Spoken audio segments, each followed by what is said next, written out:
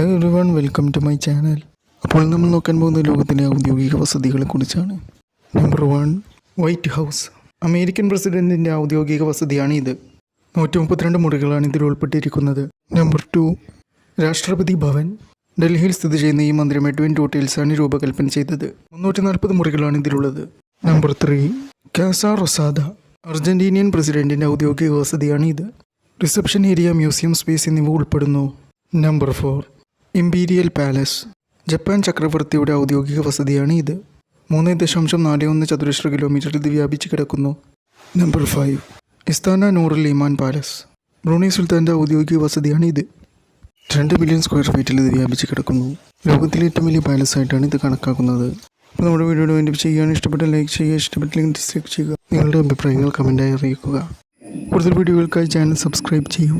അടുത്ത നല്ല വീഡിയോയുമായി വീണ്ടും കാണാം. Thank you for watching.